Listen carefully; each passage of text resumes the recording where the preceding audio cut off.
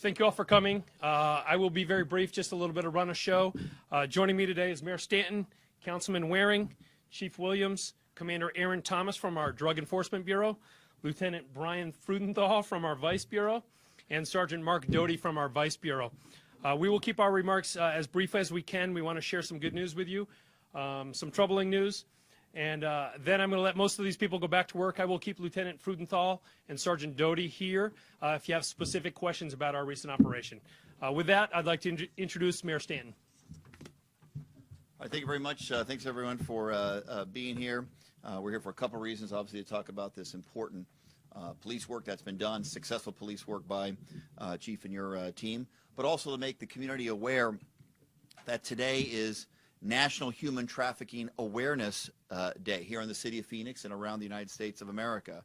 And so today we have some important news to share about the progress we are making here in our city to combat human trafficking. With me today is my colleague on the City Council, Councilman Jim Waring, who serves as the chairperson of our Human Trafficking Task Force. He's done a great job in that role. That task force has done a lot of successful work and is making a very positive difference, along with Cindy McCain and other community leaders. So thank you for your great work on that, Councilman Waring.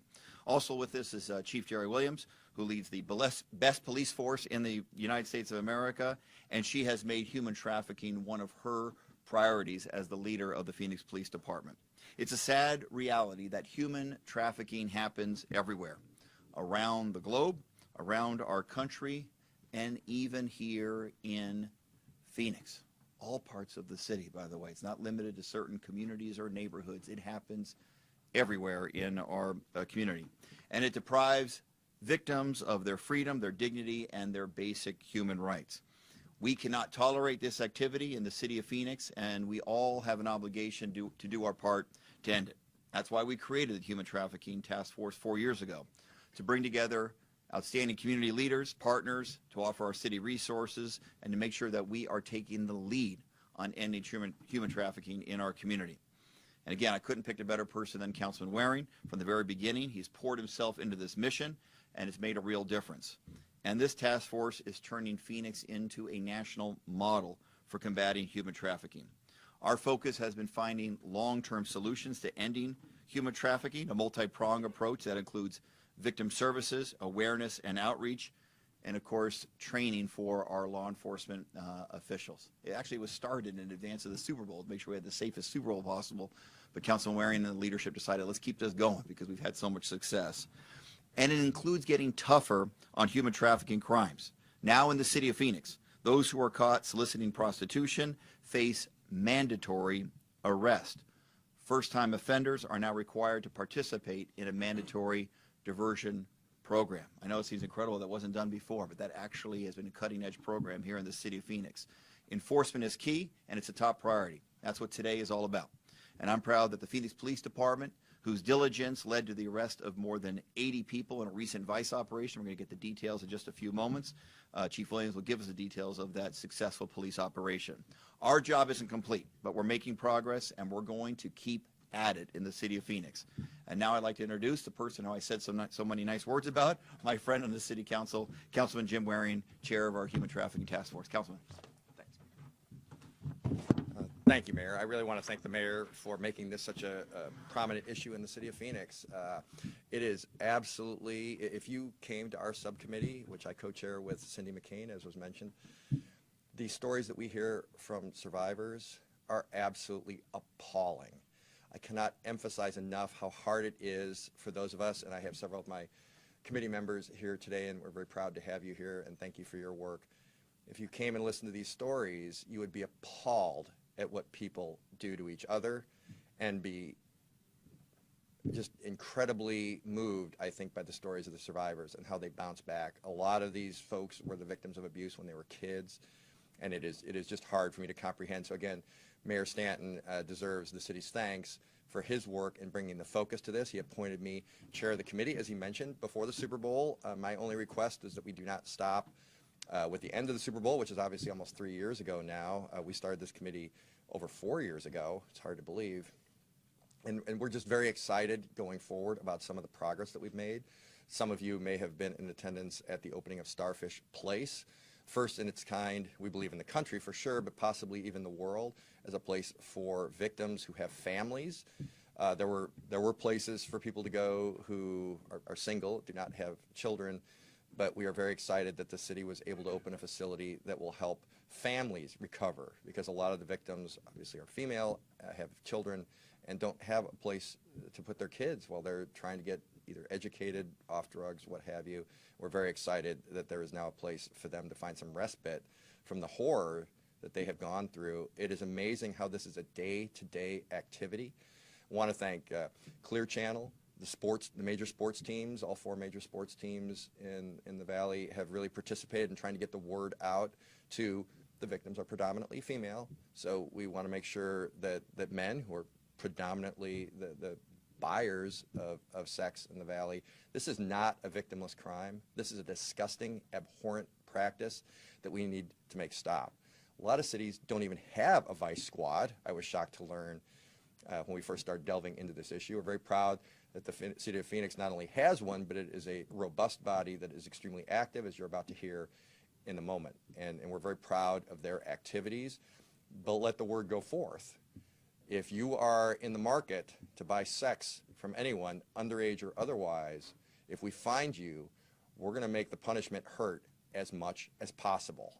That is appropriate. I think it is just. Anybody who heard the victim stories, I cannot emphasize that enough, would understand that this is just a disgusting practice, that if you're engaged in it, you're committing a grievous wrong. So with that, I want to introduce Chief Williams and thank her for her work on this issue and her support of our efforts. Thank you, Chief. Thank you, Mayor and Councilman Waring, for having the foresight as a city to talk about and develop a task force. And then to my team who's standing here and many patrol officers who are out there on the streets. We are fortunate in our city to have the establishment of amazing partnerships that blurs lines between patrol and detective units and community members. So we're really fortunate. You all know that I believe in the power of one voice, one team, one department, and one city. When we work together, we can do amazing things. The work of Commander Thomas and Lieutenant Frudenthal and the officers and Sergeant Doty involved produced some outstanding results. First, this is a great example of how capable they are when I ask them to rise to a challenge. Just last month, we had a command staff meeting, and I challenged the commanders to come up with innovative ways to address and impact our crime suppression challenges, and lo and behold, they did just that. The operation run by Commander Thomas and our vice unit was exactly the type of crime suppression programs that will make all of our communities safer. Second, again, when we work together as one team, we can accomplish great things, and the mayor mentioned it. 86 arrests in a 10-day window. That's outstanding police work, and outstanding work from our Drug Enforcement Bureau and our vice unit, our patrol officers and detectives and others who were involved in this. And finally, it shows what a huge impact human sex trafficking has on our community. Not just in someone else's community, but right in our own backyard. It is a global issue, but that's not stopping us as a city from taking advantage of the opportunities that we have in our partnerships. And Councilman Waring alluded to this a little bit. Every arrest counts. Every victim that we free from a life of coercion, deceit, and forced behaviors counts. I want all of our victims to know that we're out there working for you, with you, to find you, to help you. I also want to remind those who are thinking about engaging in prostitution, Councilman Waring, you mentioned it, or human sex trafficking, dedicated officers are out there to find you. And you may be our next arrest. And as it was mentioned, the penalties for this are stringent and tough, but we're out there and we're watching. With that, I want to introduce Commander Aaron Thomas, who's going to talk a little bit about the operation. Good morning, everyone. Mayor, Councilman Waring, Chief, thank you all for being here. Folks, thank you all for being here. As Sergeant Howard said, my name is Aaron Thomas. I am the commander over the Phoenix Police Department's Drug Enforcement Bureau. The Drug Enforcement Bureau houses the Vice Unit, and it was the detectives assigned to the Vice Unit that conducted this undercover operation. I would also like to take a second to acknowledge participation of other individuals who participated in the operation and made it a success. Officers from our Black Mountain Precinct's Neighborhood Enforcement Team, as well as our federal and local partners in the FBI Human Trafficking Task Force. So before we get into the details of the investigation, I'd like to take a moment to speak on behalf of the men and women of the Vice Unit. This investigation is a great example of the commitment and dedication the Vice Unit has towards addressing the use of online and social media to facilitate commercial sex trafficking. Far too long, offenders have participated in this type of criminal behavior, and they have benefited from the anonymity of the online platform. The detectives of the Vice Unit recognize this, and they are focused on changing it. We would like to caution anyone who is currently participating in this type of criminal behavior, or anyone who is considering using online or social media as a means for commercial sex buying. Please take a moment to reconsider your actions and behaviors, because these detectives are committed to conducting these types of investigations, and the next time, it may be you that we are arresting and booking into jail. So with that, I'd like to introduce Lieutenant Brian Frudenthal and Sergeant Mark Doty. They will be providing a more detailed briefing on the operation. Thank you. Good morning. I'm Lieutenant Brian Frudenthal. And I want to start really quick by just saying we couldn't have done an operation like this without the support from the city management, from our management on down. So that was the key to any successful investigation that we were, and the one that we were able to do today. But you're all probably sitting there right now thinking, well, what investigation are they talking about? And that's why I'm here, to go over the details of the investigation and the operation that we did. As we talked about with human sex trafficking, it's the key is to take a multi-pronged approach. And we take the approach of our number one goal is we rescue victims, specifically juvenile victims. We try to rescue juvenile victims. We also are targeting those that are trafficking the women and trafficking the victims of human trafficking. And then we also have to go after the demand and try to reduce the demand. So this operation was to go after those that are creating that demand and that are out there purchasing and buying sex. So what we did was back in the beginning, actually in November, we conducted a search warrant on an illicit massage parlor in the area of 2600 East Greenway. That massage parlor involved undercover detectives from our Vice Enforcement Unit going in there and determining probable cause to believe and know that there was an illicit massage parlor and that people were going in there to purchase sex and that the people there were selling sex. We conducted a search warrant. We've done, over the last 2 years, we've done 20 such search warrants or more on illicit massage parlors. This just happened to be one where we decided, all right, we're going after the illicit massage parlors, but what about the demand? If we don't go after those that are going to the massage parlor to purchase the sex, we're not going to have as great of an impact. So we had to take both avenues. So we took that location, and we developed our own massage parlor, what we portrayed as a massage parlor, and we advertised that through the typical social media sites that men or buyers would go to purchase sex. And within that social media websites, we had over 1,000 hits just on the ads themselves. Clients were encouraged to call, make an appointment, come to the massage parlor. Those that went to that website that were typically used to purchase sex that we have found, we were pretty confident they're going there for one reason and one reason only. So the detectives were there. They posed as massage therapists. The detectives posed as massage therapists, and that was it. And from that, of all those that attended, we were able to make 86 arrests for individuals that were there to solicit sex from the massage therapist detective. These individuals ranged in age, they ranged in backgrounds, they ranged in employment, and all of them, every single one of them, was arrested and booked into jail. Now, as was mentioned, they're all offered diversion. If they're first-time offenders, they go to diversion, and the goal of sending them to diversion is hopefully they learn the actual impact that they're having on the community, having on their own family, that they're having on the victims of human sex trafficking, and we prevent this from happening again, and we reduce demand. That's our goal, is to reduce the demand in this effort. So not only is it impacting the victims of human trafficking, these men are going home to families, it's impacting their families, it's impacting their home life, it's impacting their children, it's impacting everybody, it's impacting the entire community. And it's also impacting, there's legitimate massage parlors out there. These legitimate massage parlors are places where guys or women are trying to have a legitimate business and a legitimate job, and they're having guys coming in there soliciting this type of behavior. So it has a wide range of impact. When it comes down to crime suppression, because we get this a lot of the times, we get this from the buyers, like, well, why don't you have better things to do? We're going after sex trafficking involves, we see it on the streets on a daily basis. It involves, we have traffickers out there that are constantly getting shot at, right, robbed.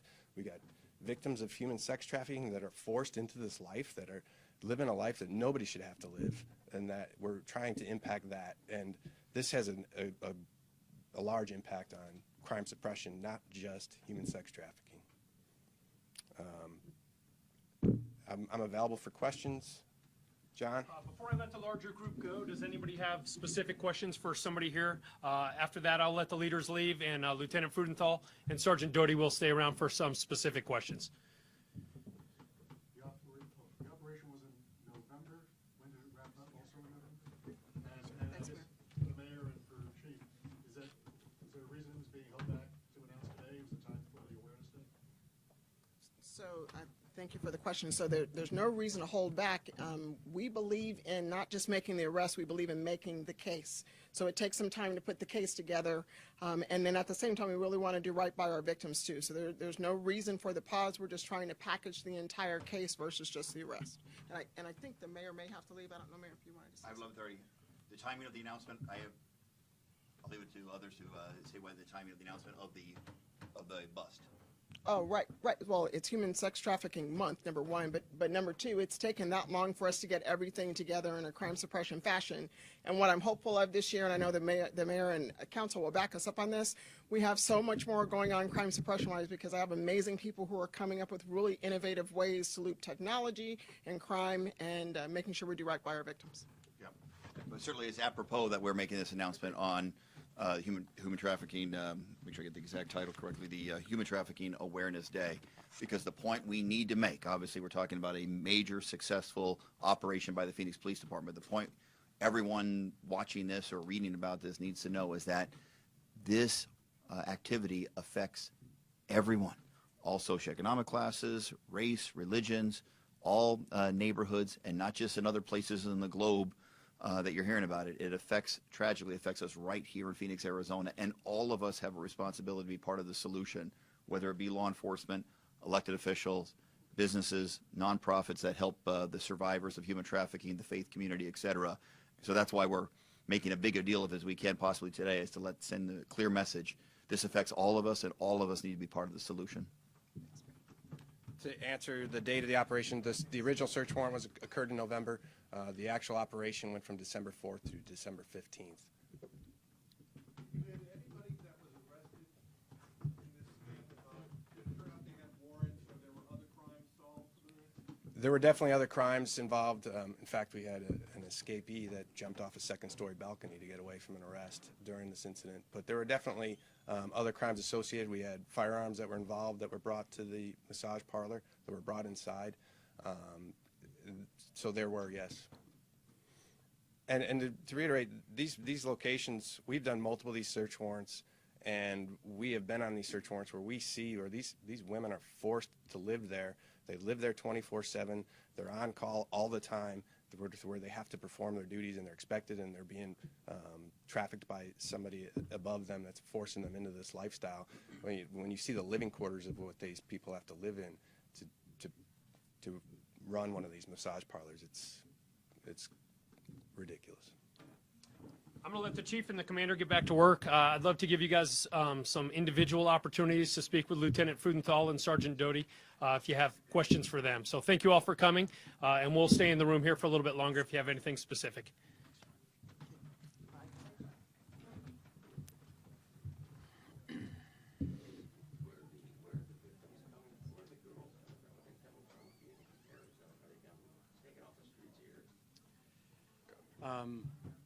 I would just say that probably 90% of all of our trafficking victims are domestic born.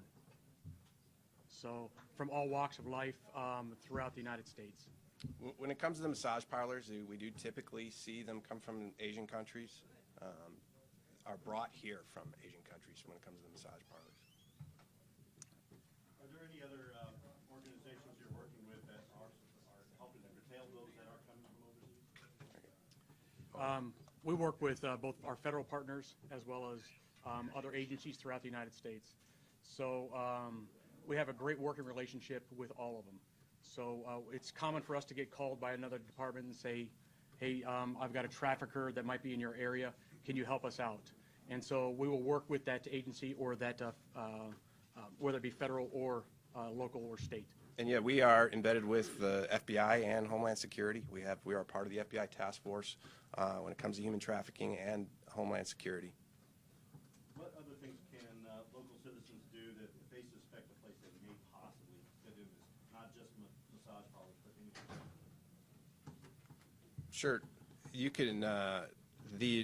I don't have it off the top of my head. The human trafficking hotline number is. Yeah, there's a national I'm human sure it's in. trafficking hotline. Hang on, let me get it for you real quick. So the human trafficking hotline phone number, which is on my wristband right here, 1-888-3737-888. Yes. What kind of things should people be looking for? It's a hard thing to distinguish when you're talking about a business. A lot of the crimes occur in these types of businesses because the commercial sex buyers can be anonymous at this point. It's different than what you can see on the street where it's right in your face. And you can, when you're traveling down, you might see a trafficking victim that is being forced out on one of the areas that are known for prostitution out here. That is right there, and you can see it. What you don't see is what occurs in these businesses because it's behind closed doors. But quite often we get called by other businesses that might be in a strip mall, that might see this activity. They're seeing a lot of guys coming and going, which is irregular for a normal massage establishment. When you get a normal massage, you might go in there for a half hour. Typically it's a half hour to an hour or longer. But when you get guys that are turning around in there 10 minutes at a time, it's non-typical for what might be occurring in a business. It raises suspicion. It could be brought to our attention, and we can look into it at that point. And we don't want to impact legitimate massage parlors to start. So, but one of the things we noticed, our busiest times through this operation were lunchtime and after work. So hours that would typically fall after work from 4 p.m. to 6 p.m. However, there are plenty of massage parlors out there that are open at 1 o'clock in the morning. And to me, that would be a #1 clue to look for, that these guys people shouldn't be going to get a massage in the middle of the night. Yeah, my last name is F as in Frank, R-E-U-D-E-N-T-H-A-L. Yeah. Thank you all for coming and helping us spread the word. We appreciate the help, and thanks for coming. We'll see you again.